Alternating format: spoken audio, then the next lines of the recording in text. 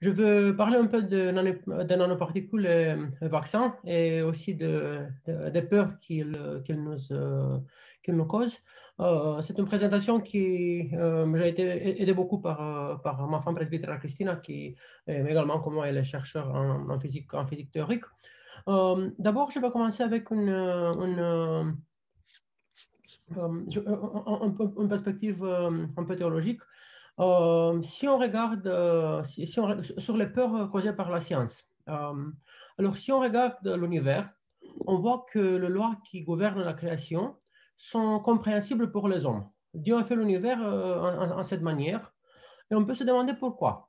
Dieu pourrait bien faire un univers qui était beaucoup plus simple, dans lequel les lois de la physique pourraient être compréhensibles immédiatement. Euh, Dieu pourrait également faire un univers qui est beaucoup plus compliqué. Attendez. Voilà. Un univers qui est beaucoup plus compliqué, dans lequel aucun cerveau humain pourrait comprendre comment la nature marche. Mais il a fait l'univers en tant que la complexité de l'univers est exactement la même que la complexité du cerveau humain. Et ça nous permet de comprendre la création et ça nous permet de faire la science. Et on peut dire que Dieu a fait l'univers comme ça parce qu'il veut que les hommes n'ont pas peur. Ils n'ont pas peur de la création, mais ils deviennent maîtres de la création. On doit contraster ça avec les religions païennes et les religions naturelles qui étaient là avant le christianisme, dans lesquelles les hommes ils avaient peur de la création. Et Nikolai Berdyaev, il a dit ça très bien en 1935. Il a dit que lorsque le christianisme fit son apparition dans le monde, il venait défendre l'homme contre les périls de la démonolatrie. L'homme s'est trouvé aux prises avec les forces cosmiques des démons et des esprits de la nature. Le christianisme lui vint en aide et soumit les esprits à Dieu. Ainsi fut rendu possible le pouvoir que l'homme prit ultérieurement sur la nature. Donc, dans les religions païennes, on a cette peur de création qui et ça venait parce que dans le paganisme, encore une fois, les gens voyaient le monde dominé par des forces externes, par des démons, par des esprits, par des dieux, par des demi-dieux. Il y avait beaucoup de forces externes. Et quand on a des forces externes qu'on ne contrôle pas, on a peur parce qu'on ne sait pas comment ils vont agir. On ne sait pas si Zeus ne va pas nous envoyer un coup de foudre. Et après ça, à cause de cette peur, on devient émotif et on devient irrationnel. Et en principe, le pensée qu'on peut avoir, si tout est contrôlé par les forces externes, moi, ce que je fais ne sert à rien. Je n'ai pas du tout la puissance de changer les choses. C'est ce qu'on appelle en anglais external locus of control. Et ça donne la dépression, ça donne l'appareil, ça donne la puissance. Et on peut voir ça dans beaucoup d'endroits en nos jours. Par contre, dans le christianisme, Dieu nous aime et il nous donne l'intelligence et la capacité de comprendre la création. Et il nous donne cette capacité de comprendre encore une fois rationnellement pour nous sauver de la peur. Et cette capacité de comprendre la création est manifestée par la science. Et Saint Paul dit très bien, il dit que tu n'es plus esclave, mais fils, et qu'en fils, tu es aussi héritier.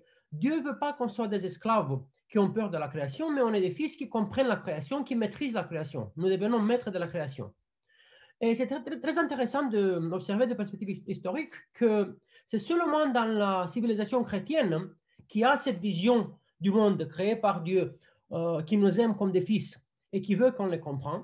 C'est seulement dans la civilisation chrétienne que la science est apparue, même si la civilisation chrétienne était relativement primitive du point de vue technologique.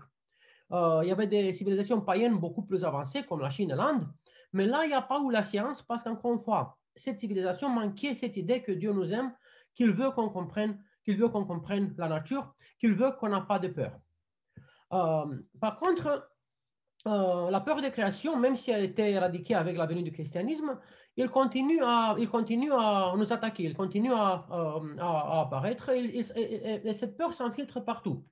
Nous subissons un bombardement de messages qui induisent la peur. Il y a d'abord la peur des médecines, vaccins, bioénergie, insecticides, pesticides, il y a la peur des technologies, 5G, micropuces, nanoparticules, micro-ondes, il y a la peur des radiations. Il y a des gens qui disent qu'un seul événement radioactif peut nous rendre malades et nous tuer. Mais en effet, chaque seconde, il y a presque 10 000 désintégrations radioactives en chacun d'entre nous. Ceux qui sont plus larges que moi, peut-être même un peu plus. Donc, on a vraiment on a 10 000 radiations, événements radioactifs en nous, en chaque personne, en chaque seconde. Donc, un seul événement radioactif ne peut pas nous faire rien. Et cette peur avec laquelle on a bombardé, encore une fois, elle n'a pas de place dans le christianisme, c'est plutôt un symptôme de religiosité païenne et naturelle. Mais comme j'ai dit, cette religiosité attaque nos fidèles tout le temps, via des traditions semi-païennes, via ce qu'on appelle l'occultisme orthodoxe, via le dualisme Dieu-diable, c'est très souvent, surtout en Roumanie, via des gens qui pensent à la prédestination, via le piétisme et l'émotivité exacerbée. Ils sont des morceaux de cette religiosité. Et cette religiosité est l'opposé de ce qu'on appelle la logiki latreia, le culte rationnel. Dans le christianisme, on comprend la relation, on comprend le culte, on comprend notre relation avec Dieu, avec le monde. Donc, cette émotivité et piété, c'est exactement l'opposé de ce qu'on appelle la logiki latreia. Donc, ces messages de peur qui viennent nous bombarder sont des messages qui, encore une fois, c'est des messages qui réveillent cette religiosité semi-païenne qui est là dans beaucoup de monde et la sort à la surface. Après ça, bien sûr, plus récemment, on a des autres messages de peur qui sont aussi puissantes. Surtout sur le coronavirus, qu'il est fait par Bill Gates pour nous tuer, que le vaccin est fait par Bill Gates pour nous tuer, que le coronavirus n'existe pas, c'est causé par les radiations 5G, que le vaccin contient un pulse électronique qui est contrôlable par la radiation 5G, qui contient des nano-choses dont le but c'est de nous contrôler. On a reçu tous des messages comme ça sur Facebook et sur l'Internet. Nos fidèles, ils ont reçu beaucoup plus que nous peut-être. Et parfois on pense, oui, on y a des messages comme ça, mais ils sont dans la frange de l'Internet, ils sont dans des endroits obscurs de l'Internet. Les gens normaux ne pensent pas comme ça, mais ce n'est pas le cas. Par exemple, il y a un message de l'église de la métropole de Moldavie, de l'église orthodoxe russe, qui est l'église majoritaire dans la République de Moldavie, dans le mois de mai, ça c'est leur site officiel, qui dit exactement ça. Implantation des micropousses dans la population, vaccins, nanoparticules, 5G, contrôlés, technologie, implantation des micropousses. Donc, même dans les milieux les plus officiels et les plus hauts de l'Église, ce type de pensée, ce type de peur, ce type de théorie du complot se sont bien installés. Et mon but, c'est de voir un peu comment ça marche avec les micropuces, comment ça marche avec les microparticules, les nanoparticules, qu'est-ce que c'est le 5G, quelle est la relation, comment on peut comprendre qu'est-ce qu'il est derrière ces messages et comment on peut, encore une fois, guérir cette peur et, encore une fois, revenir dans la manière chrétienne de voir le monde comme fait par Dieu et la voir sans avoir peur de tout ça. Donc, je vais continuer en discutant la nanotechnologie.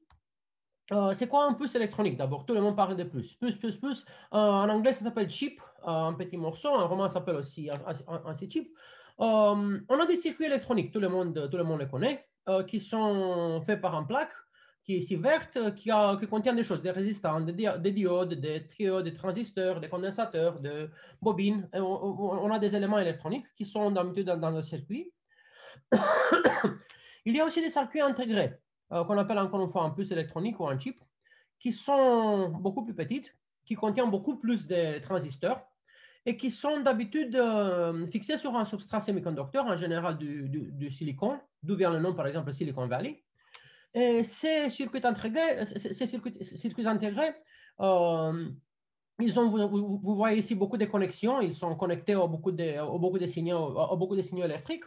Et ils sont très utiles dans les ordinateurs, ils fonctionnent de manière très complexe pour les détecteurs, amplificateurs, filtres, mémoire. Ils font beaucoup de choses. Et leur taille est petite maintenant. Ce qu'on dit petite, ça veut dire 1 mm, entre 1 mm et 1 cm. Il y a 30 ans, la même puissance qu'un chip qu'on voit ici qui fait 1 cm en nos jours était dans un bus. Il était dans un chip. Alors, pour obtenir la même puissance de calcul que dans un chip qui fait 1 cm, il y a 30 ans, on avait besoin d'un circuit électronique qui était grand comme un bus. Et il y a 50 ans, grand comme un village. Donc, on a vraiment réussi à miniaturiser l'électronique à partir de circuits normaux à l'ancienne circuits intégrés de plus en plus petits avec de plus en plus conducteurs. Et toute la technologie qu'on a maintenant, tout ce qu'on fait, des portables, des tablettes, des ordinateurs, le fait que quand je m'ouvre la souris ici, vous voyez la souris qui bouge, tout ça, ça vient parce qu'il y a ces micro-puces qui fonctionnent et qui marchent très bien. Donc, ça, c'est la partie électronique des micro-puces. Maintenant, comment ça marche l'implantation chez l'homme? On peut implanter des puces qui s'appellent des puces RFID, Radio Frequency ID, qui font environ 1 cm sur 2 mm, donc sont comme un grand dérive, et sont implantées d'habitude dans les animaux pour les tracer, des chiens, des chats, des animaux de ferme. Et il y a aussi des gens qui s'implantent, il y a des gens anglais qui s'implantent, qui se mettent des choses comme ça sous la peau. Ici, vous voyez une image radiologique de cette implantation, ici aussi. Il y a une injection qu'on fait avec un très gros aiguille, parce qu'encore une fois, ils ont 2 mm, donc c'est une injection avec un aiguille qui fait 2 mm, un très grand aiguille. Et d'habitude, on l'a fait soit sous-cutané, soit intramusculaire. Et enfin, injecté, il ne bouge pas. C'est comme un grand dérive qui ne bouge pas. Vous voyez, c'est assez grand, il ne peut pas bouger, dans le corps. En plus, il n'interagit pas avec le tissu vivant.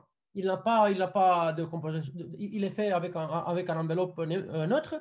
Il n'interagit pas avec la peau ou avec les autres tissus vivants. Il fonctionne comme une étiquette pour l'identification, pour l'ouverture des portes, pour un badge incorporé. C'est vraiment comme si on avait un carte Navigo sur la peau. Quand on va avec la carte Navigo et on fait bing quand on entre dans le métro, c'est exactement le même avec ces puces, avec ce chip RFID.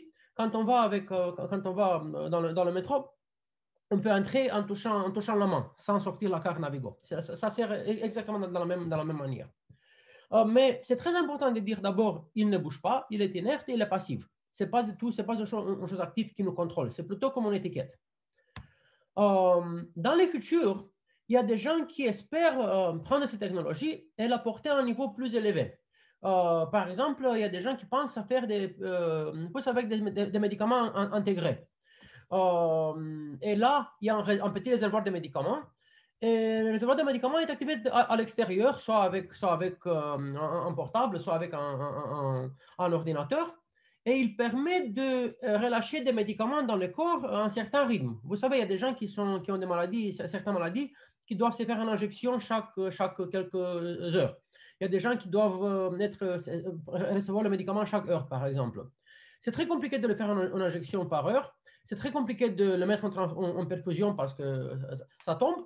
Et avoir un dispositif comme ça qui fait encore une fois environ 1 cm, avoir un dispositif comme ça permettait de donner des médicaments à ces gens-là d'une manière continue.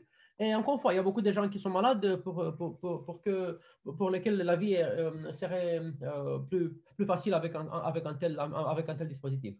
Mais là, c'est encore une chose qui n'a pas été inventée, qui n'a pas été construite. C'est un rêve. C'est une chose que les gens espèrent construire un jour. Il y a une autre chose, c'est qu'on appelle la peinture quantique, qui a été proposé, qui est un projet proposé par les chercheurs de MIT, qui a été en effet, ça c'est une des sources sur lesquelles sont construites toutes les théories de complot à partir de vaccins. Ces peintures quantiques, il s'agit d'un vaccin qui est intégré à travers des micro-aiguilles qui se dissolvent dans la peau. Donc vous voyez ici, il y a le vaccin qui contient des micro-aiguilles, on le met sur la peau, et après ça, il y a des microparticules qui restent sur la peau, sous la peau. Et les microparticules contiennent, on les appelle la peinture quantique, ils sont des boîtes quantiques qui sont enveloppées dans des capsules micrométriques, dans des capsules qui font environ 1 micromètre, et qui restent sur la peau et qui émettent des ondes dans le spectre infrarouge. Donc, il fonctionne encore une fois comme une étiquette, mais l'avantage, c'est quand on fait un vaccin, disons le vaccin contre la variole. Là, on fait le vaccin et il y a les particules qui restent. Et après ça, le signal qu'il émet, il dit variole. Quand on fait le vaccin contre je ne sais pas quelle autre maladie, là, on aura encore une chose qui est encore une étiquette qui dit, OK, cette personne a été vaccinée contre l'autre maladie. Après ça, quand on va en Inde et la vaccination est obligatoire, là, à la place de sortir le carnet de vaccination, on le donne la main et ils peuvent voir exactement quel vaccin on a fait. Encore une fois, ce que je parle, c'est à ce moment de science-fiction. Il n'y a pas du tout une réalisation, il n'y a personne qui a réalisé une chose comme ça, il n'y a personne qui a été vacciné avec une chose comme ça. On n'a pas, encore une fois, c'est une chose qui est un rêve, c'est possible dans le futur, mais il n'y a personne qui a fait, il y a personne qui, des choses comme ça, encore une fois, à ce moment, ils sont des maquettes, ils ne sont pas du tout réalisés. Il y a l'avantage, encore une fois, qu'on connaît exactement les médicaments et les vaccins sur lesquels une personne a été vaccinée, qui sont conservés et lus par le médecin. Encore une fois, il y a un problème parce que c'est beaucoup plus facile de tracer les gens avec des choses comme ça. Mais encore une fois, il s'agit d'une chose qui n'est pas du tout active. Un autre développement logique dans le futur, c'est d'interagir avec le cerveau par la technologie. Ça, c'est une chose qu'on peut faire. Il y a des implants cérébraux qui sont encore une fois un morceau avec quelques fils et quelques électrodes qui font l'interface entre le cerveau et un dispositif électronique. Ces implants, ce qu'ils font, ils permettent d'influencer certaines régions du cerveau. Par exemple, quand il y a une crise épileptique, là, on peut lancer certains signaux électriques avec ces dispositifs. On peut prévenir la crise épileptique. Il y a aussi des gens qui ont réussi de faire la communication non verbale. Vous savez, il y a des personnes qui ont des maladies qui donnent la paralysie complète, comme Stephen Hawking, par exemple, tout le monde le connaît. Il était paralysé, il ne pourrait pas bouger, il ne pourrait pas faire rien. Maintenant, il y a des malades qui peuvent, avec ces dispositifs, on a déjà réalisé des dispositifs comme ça, qui peuvent penser, par exemple, aux lettres A. Il y a le circuit du cerveau qui pense aux lettres A. Après ça, il y a le chip qui voit la lettre A qui est pensée là-bas. Elle la transmet à un ordinateur et la lettre A apparaît sur l'ordinateur. Donc, il y a des gens qui peuvent écrire, qui peuvent communiquer, mais qui n'ont pas du tout la capacité de bouger. Ils ont des maladies qui les paralysent complètement et ces personnes peuvent communiquer. Encore une fois, des dispositifs comme ça, on ne les appelle pas des chips, ils sont des autres choses, ils sont des implants biologiques. Leurs dimensions sont énormes, ils sont à l'ordre de centimètres, donc rien à voir avec quelque chose qu'on pourrait injecter dans les vaccins. Et en effet, pour les injecter, c'est très compliqué. On a besoin de la neurochirurgie très délicate pour l'implanter. Encore une fois, ils ne bougent pas, ils sont fixés dans un endroit spécifique. On ne peut pas se mettre des choses comme ça avec un vaccin. On parle d'un dispositif qui fait 1 centimètre, c'est complètement une autre chose. En ce qui concerne la technologie 5G, encore une fois, il y a beaucoup de peur de la technologie 5G. Il y a beaucoup de gens qui disent oui, il y a la radiation 5G qui veut nous tuer. La seule contre-indication scientifique contre les ondes 3G, 4G, 5G, toutes les ondes qu'on utilise pour les portables, est l'échauffement de la peau de la région de l'oreille par le portable. C'est exactement le même effet que si on avait une bouillotte. Si on prend une bouillotte qui est très chaude, on la met à côté de l'oreille, on peut bien cuire l'oreille. C'est exactement le même avec le portable. On échauffe la peau de la région de l'oreille, mais il n'y a pas d'interaction entre les ondes 5G, par exemple, et le coronavirus. Il n'y a pas d'interaction entre les ondes 5G et l'intérieur du corps. En effet, comme vous pouvez voir dans ce graphique, les ondes 5G, elles pénètrent dans le corps beaucoup moins que les ondes 3G et 4G. Les ondes 3G et 4G sont ici. Et vous voyez, dès que la fréquence commence à augmenter, la pénétration dans la peau est beaucoup plus petite. Là, on parle d'un millimètre, 2 millimètres. Donc, les ondes 5G sont ici. Donc, elles pénètrent dans le corps environ 1 millimètre, même un peu plus. Alors, c'est vraiment un chauffage de l'épiderme. Ça chauffe l'épiderme exactement comme une bouillotte. Ça ne fait pas rien. Et en effet, les ondes 3G et 4G, elles entrent un peu plus. Elles entrent quelques millimètres. Donc, si on avait peur que quelqu'un soit contrôlé par les ondes 5G, les ondes 4G et 3G sont beaucoup plus dangereuses. Encore une fois, les ondes 5G ne peuvent pas activer les micropuces pour contrôler quelqu'un parce qu'ils sont biologiquement inertes, ils ne peuvent pas bouger. Donc, elles ne peuvent pas contrôler les gens. Et ça n'existe pas, par exemple, des puces nanométriques. Tous les gens disent, oui, il y a des puces nanométriques. Non. En effet, un dispositif nanométrique fait 10 à la puissance moins 9 mètres et ça contient quelques millions d'atomes. Et c'est très peu pour faire un circuit électronique, c'est très peu pour faire un pouce. Donc, les gens qui disent oui, nanopuces, on a des nano problèmes, des puces nanométriques, ils ont tous, et aussi les gens qui parlent de la radiation 5G, Là, on parle des notions qui sont inventées pour causer la peur. Il n'y a pas de radiation 5G. Il y a des ondes 5G. Ils sont comme les ondes radio ou comme les micro-ondes. Ils sont beaucoup moins puissantes que la lumière. Ils sont beaucoup moins puissants que les ultraviolettes. On parle pas de même, on dit pas on a de la radiation du soleil. On a la lumière du soleil. On ne dit pas qu'on a la radiation radio. On a des ondes radio. Donc, le 5G, c'est des ondes. Ils sont exactement comme les radios. Ils n'entrent pas dans le corps, ils ne peuvent pas faire rien à l'intérieur du corps. Donc, on voit encore une fois des notions qui sont des notions manipulatrices. Il y a aussi des nanoparticules lipidiques. Maintenant, avec le vaccin, tout le monde parle de nanoparticules lipidiques. Encore une fois, il y a beaucoup de gens qui ne connaissent pas ça. Et quand on utilise le mot nano, ça fait peur. Les gens ne connaissent pas, c'est très petit, c'est quelque chose de très petit que les scientifiques font dans leur labo avec leurs choses. On ne comprend pas qu'est-ce qui se passe. En effet, les nanoparticules lipidiques sont des particules de graisse. C'est de la graisse normale. Qui font environ 90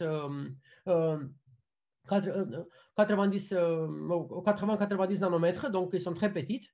Et ils contiennent certaines choses. Ils contiennent du cholestérol, ils contiennent du phospholipides, ils contiennent vraiment des lipides qui sont normaux. Mais à l'intérieur, pour faire de vaccins, on met aussi des morceaux d'ARN. Le ARN qui est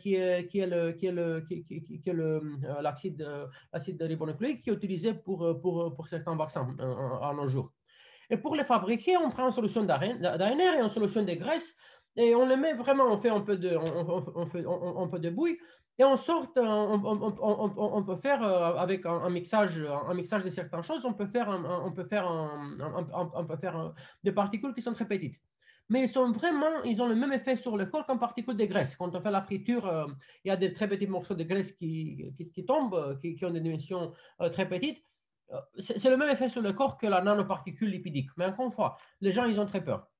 Comment ça marche avec le vaccin? Quand on a le vaccin de Moderna et de Pfizer, il y a la nanoparticule lipidique qui est ici, qui est à l'intérieur se trouve le ARN messagère. Donc, la nanoparticule lipidique, elle vient et il joint la cellule. Et après ça, elle relâche le ARN qui va à l'intérieur, qui fait la protéine, un morceau de la protéine du virus, qui dit au corps, haha, attention, il y a une infection. Le corps, il forme des cellules qui tuent toutes les choses qui ont cette protéine virale, y compris le virus. Mais la nanoparticule par elle-même, c'est rien. Elle vient et se dissout dans la cellule. C'est vraiment rien, mais encore une fois, ça fait peur aux gens. Donc, la partie à retenir de cette partie de mon exposé, c'est que les messages de peur qu'on a envers les chips, envers le 5G, envers les nanoparticules, envers les lipidiques, qui sont contrôlés par des gens à l'extérieur, ils sont des messages qui sont fausses. Même si je pense que ma femme aimerait bien m'installer par exemple un bouton ou un bus qui lui permettait de me commander faire la vaisselle. Je pense que si ma femme avait ça, elle serait très contente de m'installer un tel dispositif pour me commander quand faire la vaisselle. Elle a très mal à faire ça autrement. Et encore une fois, l'autre chose que je voulais dire, c'est que cette vision de la réalité qu'on obtient à cause de ce message de peur, elle contradit la perspective chrétienne encore une fois sur la création. Et en effet, on peut se dire, OK, les gens veulent nous contrôler par le 5G, par les micropuces, mais il y a des méthodes de contrôler les populations qui sont beaucoup plus efficaces. En nos jours, par exemple, on a beaucoup de gens qui sont contrôlés par les réclames. On ouvre la télé, il y a beaucoup de réclames et la manière dans laquelle les réclames fonctionnent, c'est très simple. On a des instincts basiques, la nourriture, la survie, la reproduction, et on les stimule. On les stimule avec du chocolat, des hamburgers, pour nous faire envie. On les stimule avec des images provocatrices, provocateurs avec des connotations sexuelles, en connexion avec une voiture, par exemple, pour nous donner envie d'acheter les produits. Donc, la manipulation, encore une fois, c'est complètement illogique de penser qu'on va être manipulé par un microchip et par la radiation 5G. Quand en effet, on est déjà bien manipulé, par les réclames. Il y a des autres manipulations qu'on fait en nos jours à côté des réclames. Par exemple, il y a des réseaux sociaux, les médias des scandales, les fake news. On manipule pour faire peur aux gens. On instigue la foule Twitter, par exemple, contre certains, ce qu'on appelle la cancel culture, contre certaines figures culturelles. On les détruit, on les fait perdre leur travail parce qu'ils ont écrit un tweet il y a 10 ans sur quelque chose. On utilise aussi la manipulation pour induire le dégoût de la vie publique. La manipulation, c'est très efficace. Et la raison, c'est que si on est dans la panique, quelqu'un qui est dans la panique peut être influencé beaucoup plus facilement. Et je me souviens, ceux d'entre vous qui ont grandi en Roumanie, qui ont vécu en Roumanie avant la chute du communisme, vous vous souvenez peut-être que la sécurité roumaine avait un département spécialisé en fausses informations. Et il lançait des rumeurs chaque quelques mois pour faire peur à la population et la contrôler. Il y avait la rumeur que la sida va venir et va tuer tout le monde. Il y avait la rumeur que les sectes viennent et ils enlèvent les enfants pour vendre leurs organes pour des transplants à l'étranger. Il y avait des rumeurs qu'il y aura un tremblement de terre qui va effondrer les monts Carpates dans la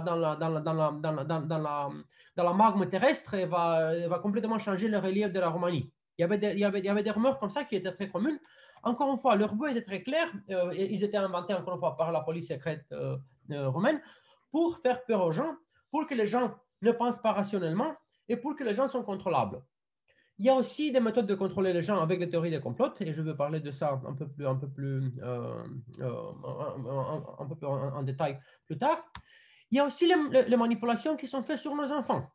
Nos enfants vont à l'école, et il y a beaucoup de manipulations qui sont faites pour les éloigner de leurs parents et les éloigner de leur Paris, les éloigner de l'église. Par exemple, on les dit, nos parents, ils veulent nous couper la liberté sexuelle, ils vont nous contrôler. C'est encore une manipulation. Et on dit aux enfants, l'église a brûlé Giordano Bruno, et encore une fois, c'est une manipulation pour les mettre contre l'église. Et il y a aussi des manipulations, et maintenant les manipulations sont faites encore une fois de manière très scientifique, disons. On a sur nos portables et sur nos browsers, on a toute l'histoire de nos achats, toute l'histoire de nos recherches sur l'Internet. Et Google et Facebook et tous les autres, ils peuvent bien savoir les produits qui m'intéressent. Et en plus, ils peuvent savoir mon profil psychologique. Ils peuvent savoir si je suis influençable, si je suis émotif, si je suis stable. Et après ça, étant donné mon profil psychologique et mes intérêts, ils peuvent faire un réclame, construire exactement pour exploiter mes intérêts et mon profil psychologique pour me contrôler. Donc, encore une fois, on est bombardé par des méthodes de contrôle. Encore une fois, chez nous, à l'école, dans tous les milieux, au télé, avec nos enfants, on est bombardé dans toutes les directions par du contrôle. Encore une fois, ce n'est pas par le 5G et les micropuces que les gens vont nous contrôler. Ils ont des méthodes beaucoup plus efficaces. Mais pour comprendre cette manipulation, c'est très intéressant parce qu'encore une fois, beaucoup de ces manipulations est liée à la nanotechnologie. Pour comprendre comment ça fonctionne, on doit s'apercevoir quand on est manipulé, il y a des messages qui enflamment les passions et l'irrationalité. Donc, si vous connaissez un peu de biologie, je vous donne une chose très simplifiée. Encore une fois, c'est une chose qu'il y a des gens qui travaillent sur ça pendant des années, et ils font pendant des décennies pour comprendre ça. Ici, je vous donne vraiment une image qui est hyper simplifiée. Le cerveau, il y a en gros dans le cerveau deux grandes parties. Il y a la partie rationnelle, qui est la partie qui s'appelle le cortex cérébral, qui s'occupe de la pensée rationnelle, de l'écriture, de langage. Et il y a le système limbique. Le système limbique, qui est aussi connu populairement comme le cerveau reptilien, qui s'occupe des réactions, disons instantanées. C'est un mécanisme très bon. Par exemple, encore une fois, ce système limbique, c'est un mécanisme qui a été mis par Dieu dans la structure humaine pour nous protéger. Par exemple, quand on voit un serpent ou un tigre, on a soit on court, soit on va le tuer. On a deux choses, on a deux alternatives. En anglais, on appelle ça fight or flight. Et quand on voit un serpent ou quand on voit un tigre, on ne pense plus qu'on est en Australie, il n'y a pas de tigre. On voit un tigre, on court. Même si on voit une image d'un tigre dans la brousse australienne, on court. Si on est en Afrique, on voit en image d'un tigre en cours, même s'il n'y a pas de tigre en Afrique. C'est vraiment un système qui est là, qui est très ancien. Et quand le système limbique est excité, il court-circuite le système, la partie rationnelle du cerveau. Quand le système limbique est excité, il fait vraiment un court-circuit, on ne pense plus. La mémoire, elle part, les pensées, les paroles, les mémoires, toutes les choses disparaissent. On pense à une seule chose, se sauver. Et le problème est que ce système limbique, encore une fois, nous les avons tous, c'est très utile, il est mis là par Dieu pour nous protéger. Ce système limbique, maintenant, il est très, très manipulé. Il est perverti par la manipulation. Et par exemple, quand je vois un réclame pour un Porsche, comme je disais sur la transparente d'avant, quand je vois un réclame d'un Porsche avec des femmes attractives, quand je vois des femmes attractives, mon cerveau reptilien s'excite. Et qu'est-ce qu'il dit? Ah, je veux bien. Il y a vraiment cette sensation, c'est l'instinct sexuel qui est vraiment activé. Et après ça, il me donne une photo d'un Porsche. Et la conclusion de mon cerveau après tout ça, c'est que je veux un Porsche. Et après ça, je vais à la banque, je vais faire un prêt à 20% d'intérêt pour m'acheter un Porsche parce que j'ai cette obsession de m'acheter un Porsche. Ça se passait à mon cousin à New York avec un Jaguar, donc je connais, j'ai l'expérience personnelle. L'autre chose, l'autre manipulation, par exemple, quand les enfants vont à l'école, on les donne l'image de Jeanne d'Arc mort sur le bûcher, qui a été brûlé vif au jardin à Bruno. Le cerveau reptilien, quelle est la réaction? Dégoût. Ah, horrible, ces gens, ils l'ont brûlé vif. Ah. Après ça, on met une image d'un évêque qui était là, et après ça, la conclusion de cette manipulation, c'est le dégoût envers l'Église que nos enfants obtiennent. Encore une fois, c'est une manipulation grotesque, mais ça arrive. On est manipulé avec des choses, avec des mécanismes comme ça. Il y a une manipulation pareille, par exemple, avec quand on reçoit un message sur l'Internet sur un cure miracle contre le cancer ou contre le coronavirus, que le gouvernement et les Big Pharma cachent. Ils nous cachent tous. Mais c'est un court miracle, on met quelque chose et après ça, tous les cancers disparaissent, le coronavirus, il part et on est bien tranquille, mais les gouvernements moches, ils veulent nous cacher ça. Bien sûr, quand on reçoit une information comme ça, le cerveau reptilien, il s'enflamme, il dit, ils vont nous tous tuer. Il y a l'instinct de survie qui est activé. On est dans la panique, on est dans ce qu'on appelle fight or flight. Et après ça, qu'est-ce qu'on fait? On envoie le message à tous nos amis pour les sauver de la mort. C'est logique. Mais encore une fois, c'est une manipulation qui pervertit ce système limbique qu'on a tous pour, encore une fois, faire peur et pour nous faire des choses qui sont complètement bêtes. Un autre type de manipulation qu'on voit très souvent, mais qui est un peu plus subtil, c'est avec les vaccins. Depuis beaucoup des années, encore une fois, c'est pas seulement au moment du coronavirus, depuis des cinquantaines d'années, il y a des gens qui disent oui, les vaccins, ils ont des problèmes, ils contiennent l'ingrédient X, qui est l'aluminium, le déréquin, le thiomersal, la formaldéhyde, le mercure. Oui, c'est vrai. Les vaccins contiennent l'ingrédient, cet ingrédient. Et après ça, l'ingrédient X cause la maladie Y. L'huile de récan cause des maladies auto-immunes, ou je ne sais pas quoi. Et là, c'est vrai aussi. L'huile de récan cause la maladie Y. Mais après ça, ils disent donc, le vaccin cause la maladie Y, le vaccin cause l'autisme ou les maladies auto-immunes, ou je ne sais pas quoi. Et ils donnent une photo d'un enfant qui est mort dans des souffrances atroces à cause de la maladie Y causée par les vaccins. Et le pas 3 et 4 sont complètement faux. Ils sont vraiment des manipulations. Il y a une autre manière de voir qu'il s'agit de manipulation grotesque en regardant les bananes. Exactement le même argument, je peux le faire avec les bananes. Les bananes contiennent du potassium radioactif. C'est vrai, ils contiennent. Le potassium radioactif cause la mort. C'est vrai également. Si on mange beaucoup de potassium radioactif, on meurt. Donc les bananes causent la mort. Et après ça, je vous donne une photo d'un petit enfant qui est mort dans des souffrances atroces parce qu'il a mangé des bananes et il est mort à cause du cancer causé par le potassium radioactif dans les bananes. Et les derniers 2 points, ils sont fausses.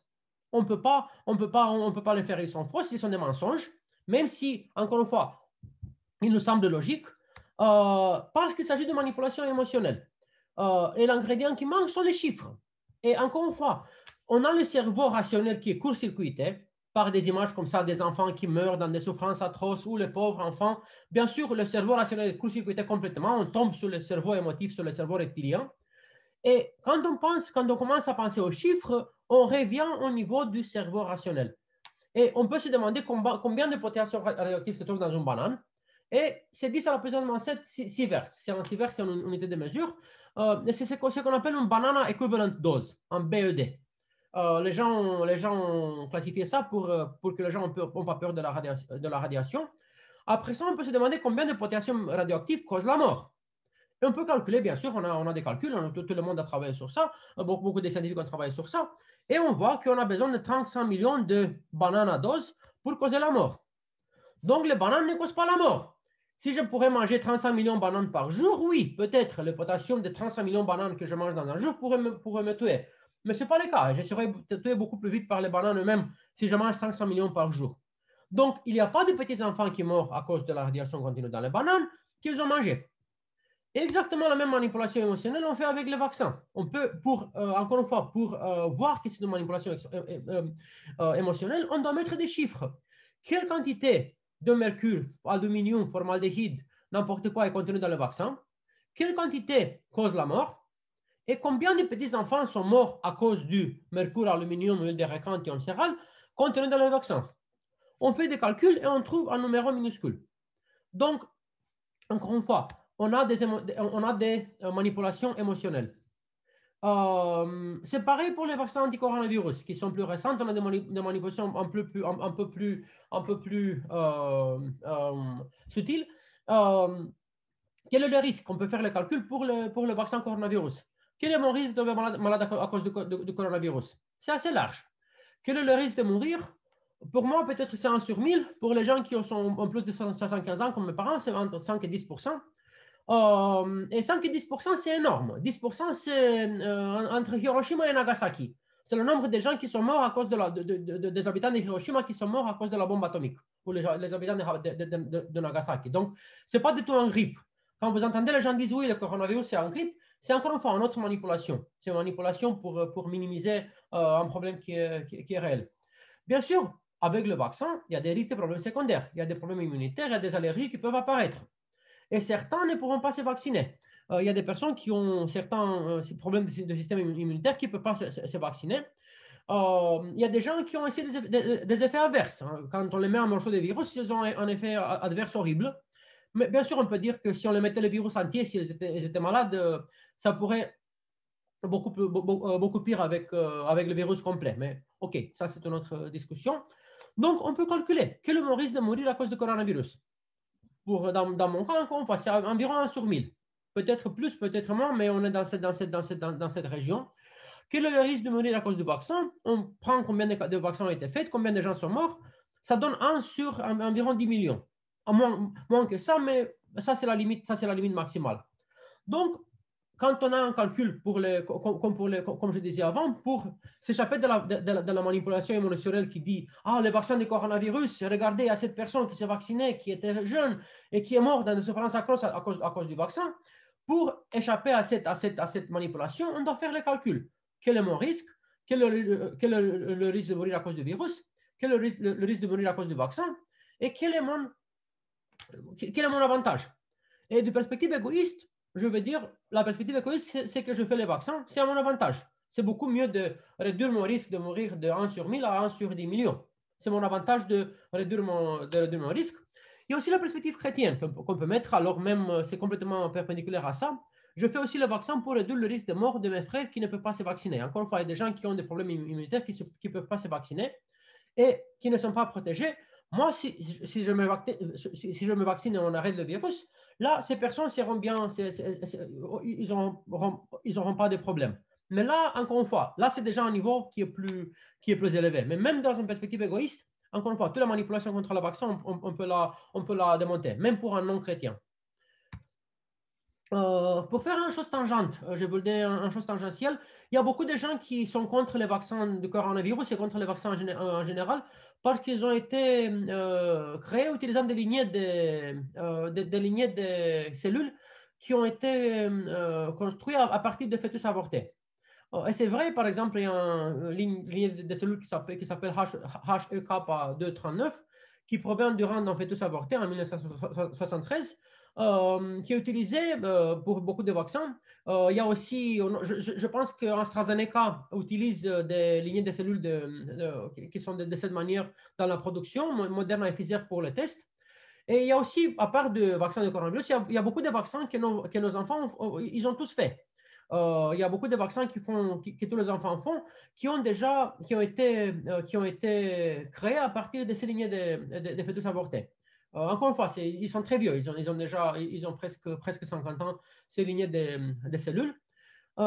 Et c'est un problème sérieux, c'est un problème qui nécessite en principe un peu de pensée bioéthique. C'est pas du tout une chose qu'on peut dire oui, on le fait, il n'y a pas de problème, il n'y a pas de problème, il n'y a pas de problème. On doit penser un peu. Mais quand on pense à ces problèmes, on a le choix entre l'expert de l'Institut de théologie Facebook et des vrais experts orthodoxes en bioéthique, comme par exemple le docteur Engelhardt, qui était un des plus grands bioéthiciens du monde orthodoxe. Et il a écrit un livre, Fondation de la bioéthique chrétienne, qui a été traduit aussi en roman. Je ne sais pas si en français on a la traduction ou pas. Et le docteur Engelhardt, encore c'était un expert, c'est pas du tout l'Institut Facebook, c'était quelqu'un qui était dans l'esprit de l'Église, qui explique dans quelle situation on peut utiliser des cellules qui ont été obtenues avec des fœtus avortés. Et par exemple, on peut dire, il dit, il n'y a pas de... c'est exactement le même problème moral qui est utilisé, par exemple, le poumon de quelqu'un qui a été tué par un criminel. Quelqu'un est tué par un criminel, ses organes sont donnés, et quelqu'un a besoin d'un transplant d'un poumon ou d'un rein, et il utilise pour le transplant le rein de la personne qui a été tuée par quelqu'un d'autre. Est-ce que c'est moral ou pas? Et il explique très bien dans ses livres, c'est en anglais, j'ai trouvé le citat seulement en anglais, que dans des circonstances qui permettent l'utilisation des organes des personnes qui ont été tuées, c'est aussi permissible d'utiliser des organes, des tissus de fœtus qui ont été avortés avec les conditions prochaines. On ne doit pas le faire nous-mêmes, on ne doit pas leur encourager, on doit les condamner. Et encore une fois, il dit, on peut dire, c'est délicat, mais on peut le faire. On peut boire de l'eau d'un fontaine qui a été creusé par des travaux forcés injustifiés. Mais on doit être très, très attentif. Donc, ce n'est pas du tout un problème. C'est un problème sérieux qui nécessite de la prière et de pensée. Mais ce n'est pas du tout une chose simple. Ah oui, les gens qui font des vaccins, ils font des avortements. Ils soutiennent l'avortement. C'est pas du tout ça. C'est vraiment un problème qui est plus profond. Et pour le moment, aucune église orthodoxe ne considère l'utilisation de ces vaccins problématique. Et encore une fois, les gens qui sont contre les vaccins du coronavirus à cause de ça, ils doivent être consistants et être aussi contre tous les autres vaccins. C'est pas du tout, on ne peut pas dire oui que le coronavirus, ça soutient les avortes, mais le vaccin contre la rubéole ou quelque chose d'autre, là, on peut le prendre. Il y a tous les vaccins qui font ça. Mais encore une fois, on a l'Institut de théologie Facebook qu'on doit en principe éviter. On doit prendre notre expertise en bioéthique utilisant des vrais experts orthodoxes. Ça, c'était en tangente, mais je voulais le dire parce qu'il y a beaucoup de gens qui se posent des questions sur les vaccins, sur la bioéthique, sur l'éthique d'utiliser des vaccins qui sont produits dans cette manière. Mais en général, encore une fois, le problème qui sont causés par les manipulations et pour les théories de complot et pour les théories avec lesquelles nous sommes bombardés, ils sont des problèmes qui sont très sérieuses. Comme j'ai dit, toutes les théories de complot qu'on a, toutes les théories qui nous font peur, contre les nanoparticules, contre les 5G, contre les vaccins, toutes ces théories, ils sont basées sur la peur de la science, sur la peur de la création, qui, encore une fois, cette peur, on le trouve chez les païens, mais les chrétiens, on ne le trouve pas.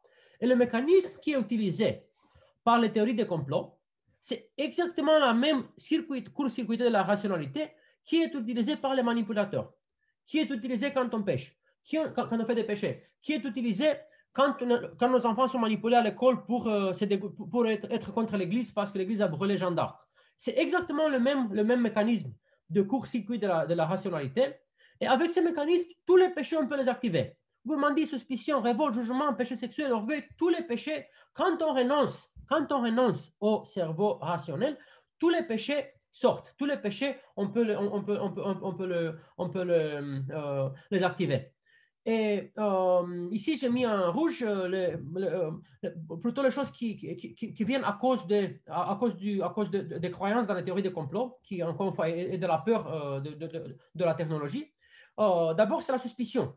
On a peur, on suspecte, oui, il y a Bill Gates qui fait ça, il y a Macron qui fait ça, il y a Trump qui fait ça, il y a Biden qui fait l'autre, il y a Boris Johnson qui ne sait pas quoi, il y a Poutine, il y a les Chinois, il y a les Américains, on a tous les genres de suspicions, partout. Et ces suspicions, c'est vraiment un poison pour l'âme. Père Nicolas Steinhardt disait très bien dans le journal de la félicité que le grand secret derrière tout malheur, très important de voir, c'est la suspicion. C'est le poison livré, l'incendie, la mauvaise herbe. Pour le christianisme, la suspicion est un péché grave et horrible. Ça, c'est dit par Père Nicolas Steinhardt. Donc, le premier problème spirituel qui vient en cause de théorie des complots, c'est la suspicion. Après ça, bien sûr, on a la désobéissance. Quand le patriarche œcuménique s'est fait vacciner, et nous on dit oui, les vaccins sont des avortements, là on se met contre le patriarche œcuménique, contre l'église de Russie aussi, parce que le monseigneur Hilarion Alfeev s'est aussi fait vacciner. Donc on se met contre tout le monde. Et on tombe dans la révolte, on tombe dans la désobéissance. Il y a aussi le jugement. Et il y a des jugements, on n'aime pas Bill Gates, on se met contre Bill Gates, contre le Big Pharma, contre le Big Chemical, contre les Big quelque chose, contre Soros, contre Pfizer. On invente des ennemis. Et il y a un psychologue canadien qui je trouve très influentiel en nos jours, qui est très connu. J'ai écouté un exposé, il a dit que les gens inventent des ennemis pour masquer leur paresse et leur irrélevance, pour se sentir important. On invente des ennemis pour masquer, pour justifier notre manque d'action. Pour le fait, parce que quand j'ai des ennemis, je suis important. C'est moi et mon ennemi, Bill Gates. Tous les deux, nous. Donc, c'est vraiment une chose qui nous fait de mal du point de vue spirituel. Et le plus grand problème, c'est l'orgueil. Il y a l'orgueil qui nous dit, oui, moi je connais qu'est-ce qui se passe, mais les évêques, ils ont tous trahi l'Église, ils ont accepté la vaccination, le port du masque. Tous sont tombés dans l'hérésie. Je suis le seul qui comprend la gravité du problème. Moi et peut-être Robert Kennedy ou quelqu'un d'autre comme moi. Comme autrefois Saint-Maxime, le confesseur, je dois lutter contre tout le monde pour défendre la vérité. C'est que moi qui défends la vérité. Toute l'Église est tombée, tous les évêques sont tombés. C'est que moi qui comprends quelque chose, c'est que moi qui dois lutter. Ou peut-être moi et quelques-uns d'autres sur Facebook. Et bien sûr, l'orgueil, d'où ça vient? Les pensées d'orgueil sont, d'abord, je suis plus informé que la foule qui se vaccine. La foule se vaccine, tous les idiots se vaccinent, mais moi, je suis plus informé. Moi, je connais qu'est-ce qui se passe. Moi, je suis quelqu'un d'intelligent qui a écrit, qui a étudié des choses. Je comprends les saints-pères mieux que les évêques, parce qu'encore une fois, les évêques, ils font toutes les choses comme ça, mais moi, je le comprends mieux que les évêques. Donc, ces évêques, avec leurs règles, on s'en fiche d'eux. Et je sais ce qu'on doit faire pendant une épidémie mieux que les saints de l'Église. On doit tenir les églises couvertes, on doit communier avec une cuillère, pas de vaccin, parce que le vaccin, c'est le signe du diable. Mais si on regarde un peu plus attentivement dans l'Église de l'Église orthodoxe, on voit qu'il y a des saints qui ont fait exactement ce que nos évêques font à nos jours. Par exemple, le saint Théodore Rouchakov, qui est un saint de l'Église russe, il a fermé des églises, il était gouverneur à Tauride, il y avait une épidémie en 1783, il a fermé les églises. Et c'est un saint de l'Église orthodoxe. Saint Luc de Crimée et Saint Innocent de Moscou, ils ont vacciné contre la variole.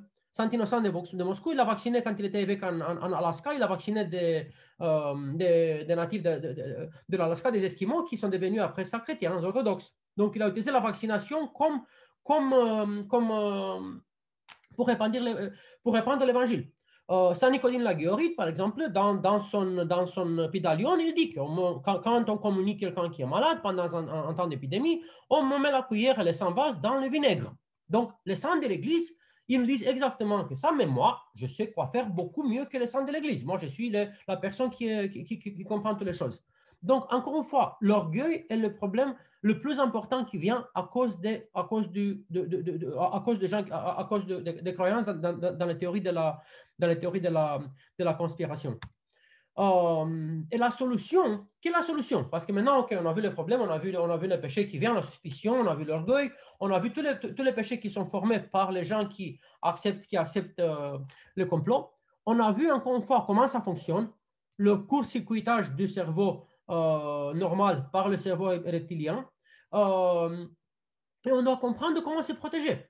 Et bien sûr, sans devenir paranoïaque, parce qu'après ça, je vais devenir paranoïaque de tous les gens qui lancent des théories de conspiration. Je peux toujours être paranoïaque. Et d'abord, il y a des intérêts économiques. On encourage la consommation excessive. Bien sûr, tous les grandes compagnies ont l'intérêt de consommer. Peugeot voulait bien que tout le monde s'achète un Peugeot.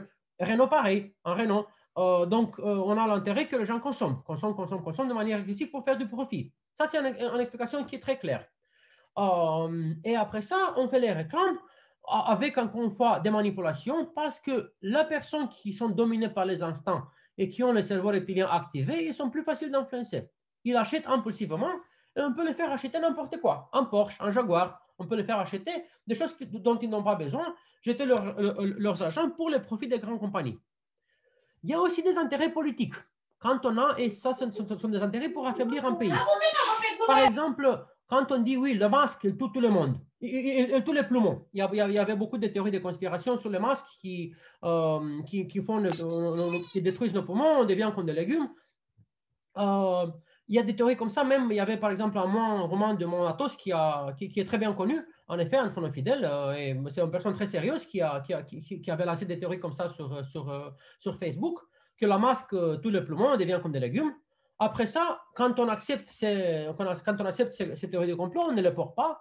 Après ça, plus de gens tombent malades. Après ça, l'économie, bien sûr, que s'effondre parce qu'on ne peut pas travailler, on doit être confiné. Et le pays est affaibli. Et après ça, bien sûr, que c'est la Chine ou l'Amérique qui viennent et achètent toutes les choses. Donc, c'est leur intérêt politique, par exemple, d'affaiblir l'Europe. C'est l'intérêt politique de l'Europe, par exemple, d'affaiblir la Chine ou la Russie. Tous les pays jouent ce jeu qui est sale, mais on doit se défendre. Pour nos fidèles, c'est très important de faire trois choses. D'abord, ils doivent comprendre d'où vient le message. Et encore une fois, ils doivent se défendre sans tomber dans l'angoisse. Et comment faire ça? D'abord, ne jamais forwarder des messages. Quand on trouve un message avec un court miracle, avec le gouvernement qui va nous tous tuer, avec Bill Gates, avec la Chine, quand on trouve des messages comme ça, ils sont sympas, mais on ne doit pas le forwarder, on ne doit pas les envoyer aux autres. L'autre chose, on doit couper la télé, le Facebook, l'Internet, toutes les sources par lesquelles on est manipulé. Au moins pendant le carême. Au moins pendant le carême. Parce que pendant le carême, si on n'est pas manipulé du tout pendant le carême, si on ne regarde pas de réclames, si on ne regarde pas la télé, le cerveau reptilien, l'activation du cerveau reptilien devient beaucoup moins, devient beaucoup plus petite. Et on devient beaucoup plus rationnel. Donc, au moins pendant le carême, moi je dirais, moi je dis aux fidèles toujours, on interdit on les dit, n'ouvrez pas la télé, n'ouvrez pas la télé du tout, parce qu'avec les réclames, vous serez manipulé, et après ça, vous allez perdre encore une fois toute votre paix intérieure. Et on doit avoir encore une fois en tant que fidèle plus d'humilité et moins de suspicion. Dans chaque personne, on a toujours de l'humilité, parfois plus, parfois moins, et de suspicion. On doit, encore une fois, l'humilité doit devenir plus grande, la suspicion plus petite. Ça, c'est la balance. Et le problème, encore une fois, quand on a les théories du complot, le conspirationnisme, le problème plus important, c'est que si on les accepte, si nos fidèles les acceptent, ça leur donne un mode de vie défectueux. Pourquoi? Et c'est très facile de blâmer quelqu'un quand quelque chose de mal se passe, comme le coronavirus, mais pas seulement. Il y a beaucoup de choses qui se passent qui ne sont pas bien. On peut se demander, les gens qui sont sérieux se demandent, qu'est-ce qui nous a fait de mal? Qu'est-ce qu'on peut nous changer? Qu'est-ce que je peux changer? Et après ça, ils prennent l'action et ils deviennent eux-mêmes mieux, ils travaillent plus, ils font plus d'efforts pour réussir la prochaine fois. Si par contre on voit le monde contrôlé par les forces extérieures, soit dans l'agnosticisme, encore une fois, comme je dis, dans les religions païennes et dans le gnosticisme, le monde était contrôlé par des démons, par les dieux, par les demi-dieux, par toutes les choses extérieures, et les hommes n'avaient pas de puissance. Maintenant, les complotistes, ils voient le monde contrôlé par Bill Gates, par l'occulte, par la maçonnerie, par je ne sais pas qui, par Pfizer, par Moderna, par des choses extérieures, et eux, à cause de ça, parce que les forces extérieures sont assez larges, leur effort n'a pas d'importance. Et bien sûr, quand je vois le monde contrôlé par l'extérieur et mon effort qu'il n'a pas d'importance, là, je veux plus d'efforts sérieux pour réussir dans la vie. Où j'ai fait des choses sans enthousiasme. Et après ça, bien sûr, quand je fais ça, je ne travaille pas assez, je ne fais pas d'effort, et je vis en mode, je vis de manière responsable, et le conspirationnisme encourage encore une fois ma paresse et mon manque d'initiative. Et avec le temps, bien sûr, quand je ne travaille pas, je ne vais pas réussir. Si je mets le pensée, ah, je ne vais pas réussir l'examen polytechnique parce que c'est seulement les juifs qui réussissent, ou seulement les francs-maçons, ou seulement les Opus Dei, les catholiques qui sont bien connectés. Moi, je ne vais jamais réussir dans le travail polytechnique. Si on se met ces pensées, après ça, on ne travaille pas. Après ça, on tombe dans la paresse, dans la manque d'initiative. Et après ça, bien sûr qu'on ne va pas réussir. Donc, ça devient comme une prophétie qui s'auto-accomplit. Et surtout pour les jeunes, cette façon de penser est destructive. On va voir ça très facilement. Il y a beaucoup de communautés. La plus qu'une communauté accepte le conspirationnisme, plus on est à empire. Parce qu'encore une fois, quand on accepte le conspirationnisme, on perd l'enthousiasme, on prend la paresse, la manque d'initiative, et on devient des perdants, on devient des losers, on devient des frustrés. Et il y a plein d'exemples. Et c'est très important, encore une fois, au final, on doit vraiment faire sortir ces virus de la théorie des complots de nos communautés. Merci beaucoup.